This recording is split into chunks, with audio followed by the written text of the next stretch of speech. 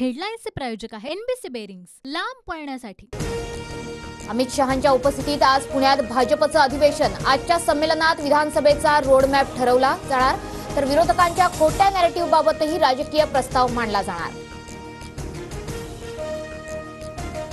भाजपच्या अधिवेशनाआधी अमित शहा आणि देवेंद्र फडणवीसांमध्ये महत्त्वाची चर्चा। शहा फडणवीसांमध्ये मंत्रिमंडळ विस्तारावर चर्चा झाली असल्याची शक्यता।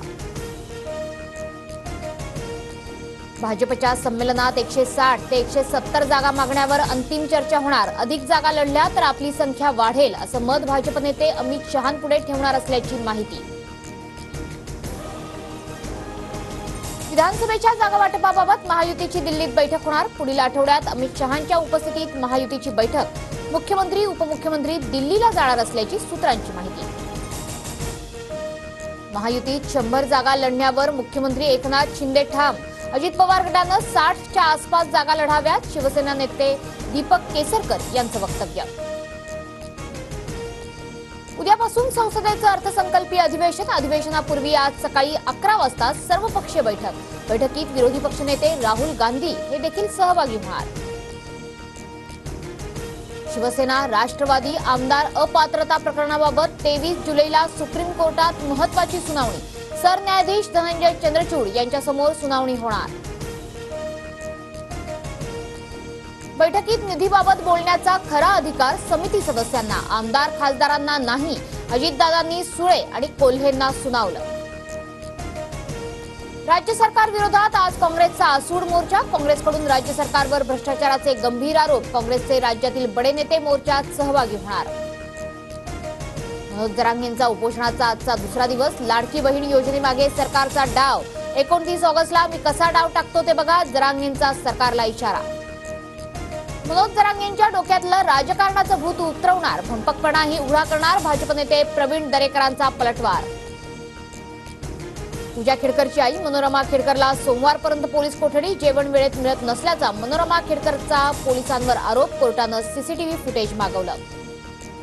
ज्येष्ठांसाठी तीर्थयात्रेच्या योजनेची मुख्यमंत्र्यांची जाहिरात। जाहिरातीतला ज्येष्ठ व्यक्ती मात्र 3 वर्षांपासून बेपत्ता। फोटो पाहताच कुटुंबियांना बसला धक्का। मलाही एक चित्रपट काढायचा आहे, मात्र मी चित्रपट काढला तर अनेकांचे मुखवटे फाडले जातील। फडणवीसांचा नाव न घेता उद्धव ठाकरेंवर निशाणा। गुरुपौर्णिमेनिमित्त शिर्डीत उत्साहाचं वातावरण। गुरुपौर्णिमा उत्सवानिमित्त शेकडो पालख्या दाखल, तर अक्कलकोटमध्येही मोठ्या प्रमाणात भाविक दाखल।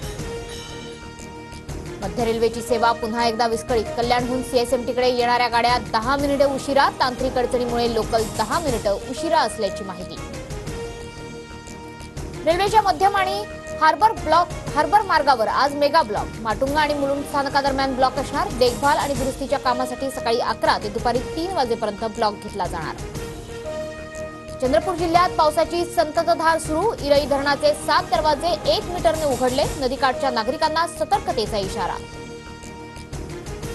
कर्नाटकमधील अलमट्टी धरणातून पाण्याचा विसर्ग वाढवला। अलमट्टी धरणातून 1,25,000 क्युसेकनं विसर्ग सुरू। विसर्ग वाढवल्याने कोल्हापूर आणि सांगली जिल्ह्याला दिलासा।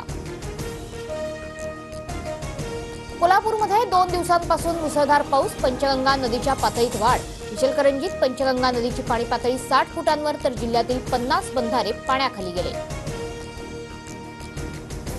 चांदोली धरण परिसरात पाऊस। पाणी पातळीत वाढ झाल्यानं वारणा नदी पात्राबाहेर। नदीकाठच्या शेतांमध्ये पाणी शिरल्यानं शेतकऱ्यांचं मोठं नुकसान।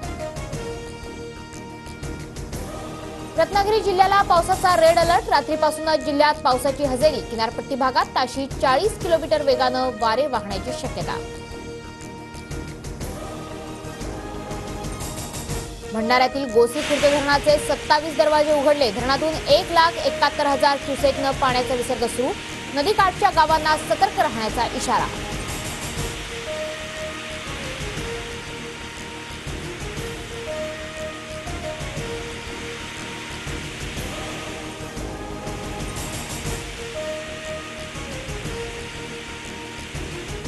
हेडलाईन्सचे प्रायोजक आहे एनबीसी बेरिंग्स, लांब पळण्यासाठी।